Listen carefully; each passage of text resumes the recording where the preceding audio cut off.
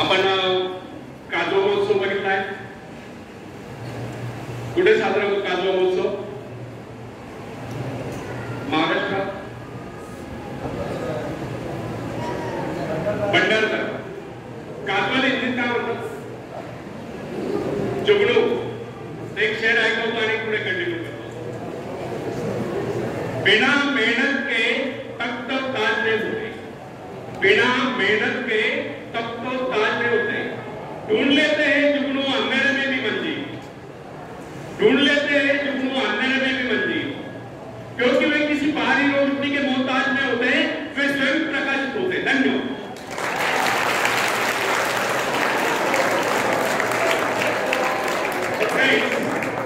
एक व्यक्ति है जिसके शरीर में स्वच्छ रक्त संचार हो रहा है, जिसके चौड़े कंधे हैं, सुंदर मजबूत दो हाथ है, जिसका वजन भी अच्छा है, जो सभी अंगों से युक्त तथा शरीर से चुस्त मस्त है.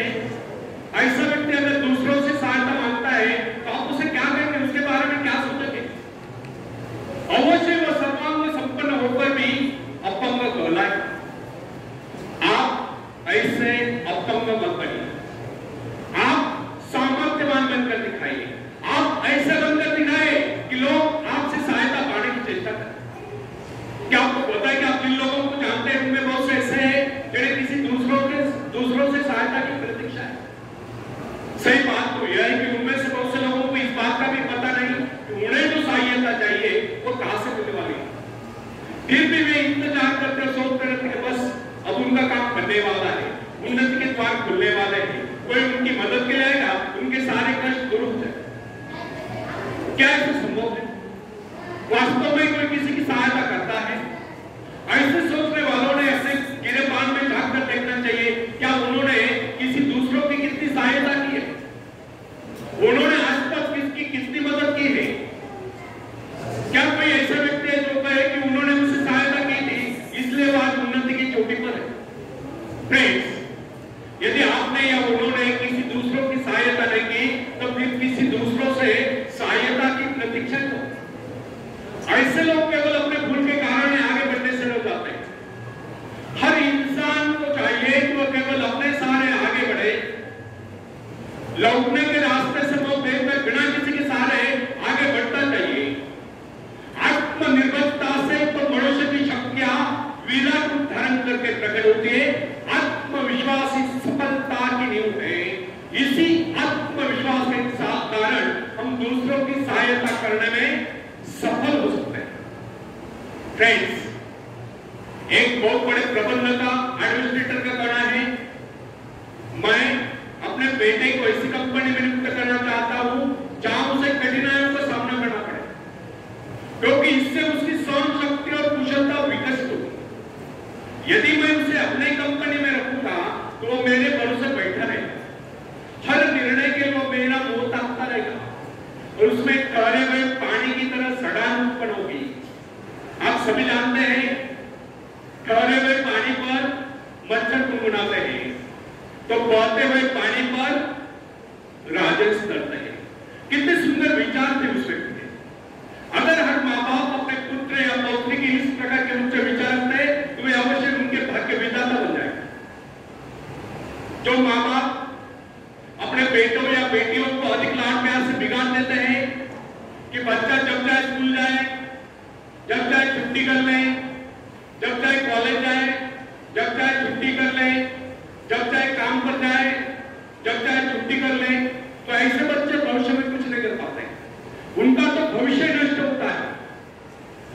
अपनी शक्ति पर स्वयं ही भरोसा करना पड़ता है. अपने कार्य स्वयं करने वाले सफल होते हैं. इसी से मानव के चरित्र का निर्माण होता है. जिन बच्चों को यह पता हो जाता है कि वे अपने माँ बाप के सहारे जीवित रह सकते हैं, वे अपने बल पर कोई भी कार्य समाप्त होकर कर नहीं पाते, वे वैसी कोशिश भी नहीं कर सकते. जबकि उन्हें समझना चाहिए माँ बाप तो सदा के लिए उनके आश्रयदाता नहीं बन पाएंगे. एक दिन तो ऐसा आने वाला है जब उन्हें अलग अलग जीवन बिताना ही पड़ेगा. तब ऐसे लोगों को भयंकर मुश्किलों का सामना करना पड़ता है.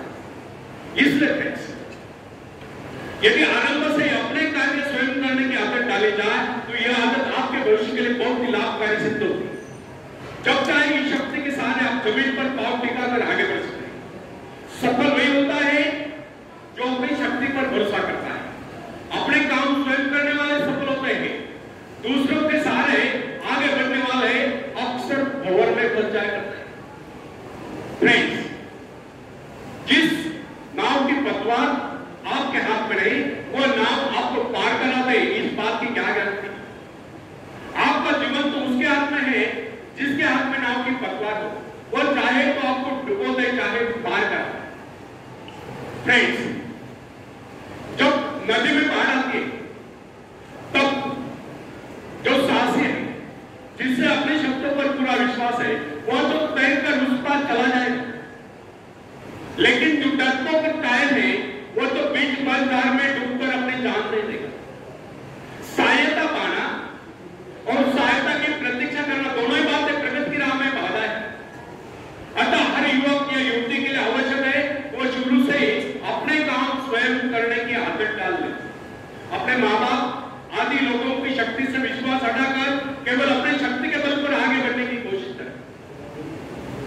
जिस क्षण आप बाहरी सहायता लेना बंद कर देंगे, उसी क्षण आपके भीतर आत्मनिर्भरता का अंकुर फूटते हुए महसूस होने लगे। स्वयं कार्य करते समय यदि आप असफल भी हो जाते हैं तो बिना उस सफलता को घबराए तुरंत उस कमी की खोज कीजिए जिसके कारण आपको असफलता मिली, और जैसे आप उस कमी को खोज निकाले तुरंत उसे दूर करने के प्रयास में जुट जाइए। आपका वास्तविक आदर तभी होगा जब आप एक सफल व्यक्ति के रूप में दुनिया के सामने आओ। मगर यदि आप एक व्यक्ति के बाद दूसरे व्यक्ति के आगे हाथ फैलना शुरू कर देंगे तो लोग आपको मंगता या भिखारी देंगे। अतः आप तय प्रण कर लें कि आपको केवल अपने भरोसे जीना है, ना कि किसी की दया पर, क्योंकि बाहरी सहायता किसी वक्त में वरदान सिद्ध होती है, अधिकतर समय अभिशाप ही सिद्ध होती है। फ्रेंड्स, बाहरी सहायता मनुष्य की काम करने की गति को बंद करके शरीर में सुस्ती ला देती है। आप ऐसे लोगों से बच कीजिए जो आपको जीवन में आगे बढ़ने की प्रेरणा। कुछ लोग एक बाजू एक पाव वाले होते, फिर भी वे अपनी लगन अपने मेहनत से अपनी जीविका चलाते हैं, फिर तो आप तो हटते कटते फिर आगे बढ़ने की कोशिश आप क्यों नहीं कर सकते? फ्रेंड्स, मैं एक ऐसे व्यक्ति को जानता हूं जिसका एक पैर किसी रेल दुर्घटना में गिर गया। उसने कभी किसी से भिक्षा नहीं मांगी, किसी से दान लेना गवारा नहीं किया, यहां तक कि अपने बहन भाई का भी उसने कभी सहारा नहीं लिया। उसने एक छोटा सा धंधा फुटपाथ पर आरंभ किया। शुरू में वो न्यूज़पेपर बेचने लगा, 2 पैसे बचाकर उसने वजन तौलने की खरीद मशीन खरीदी, उस पर अपना पेट पालने लगा। आज वही व्यक्ति उसी फुटपाथ के किनारे एक 2 मंजिला बिल्डिंग में न्यूज़पेपर स्टॉल लगाकर बैठा है, साथ में जेरॉक्स सेंटर भी खोल रखा है। सुना है आजकल वो मोबाइल शॉपिंग भी चला रहा है। वो स्वाभिमानी, किसी से मदद लेना वो अपना अपमान समझता था। आज वही व्यक्ति उन लोगों को जिनके हाथ पैर सलामत है, ऐसे परिवारजनों को खिलाता पिलाता है, उनकी हर प्रकार की सहायता और मदद करता है, तो इसमें किसी को हैरत हो। आज वो दूसरों की सहायता करने को वो उन लोगों के लिए प्रेरणा स्थान है जो सर्वांग संपन्न होकर भी दूसरों से सहायता पाने की आशा रखते हैं। फ्रेंड्स, मैं केवल उस विकलांग की बात नहीं करता जिसे मैं जानता हूं। इस संसार में ऐसे बहुत से विकलांग लोग हैं जो अपनी हिम्मत से खुद भी खा रहे और अपने परिवार को भी पाल रहे। ऐसे स्वाभिमानी, मेहनती, आत्मविश्वासी और साहसी लोगों को अपनी जीविका चलाते देखकर हमें स्वयं के विषय में सोचना चाहिए कि क्या हम पूर्णतः स्वस्थ हैं, साथ ही सभी अंगों से युक्त तथा शरीर से चुस्त मस्त होकर भी क्या हम अपने आप को समर्थ समझने का अधिकार रखते हैं? यदि हाँ, तो फिर किसी दूसरों से सहायता की प्रतीक्षा क्यों? कोई भी स्वस्थ तथा सर्वांग संपन्न व्यक्ति तब तक अपने आप को समर्थ समझने का अधिकार नहीं रख सकता जब तक वह समझता है कि वो किसी के अधीन है। वास्तविक स्वतंत्रता एक ऐसा उपाय है जिससे मनुष्य की शक्ति दोगुनी हो जाती है। इस प्रकार की भावना अन्य किसी प्रकार से प्राप्त नहीं होती। जब कोई युवक या युवती अपनी हिम्मत के सहारे किसी व्यापार में उतरता है, उसके मन में एक श्रेष्ठ भावना अवश्य उत्पन्न होती है। यही भावना उसे प्रसन्नता प्रदान करती है। इससे पहले किसी का दिन न हो, चाहे वो कितना ही बड़ा कारोबार क्यों न कर चुका, परंतु उसे स्वतंत्रता से अपने आत्मविश्वास के सहारे साहस के साथ काम करने में एक नए आनंद का एहसास होता है। धन्यवाद।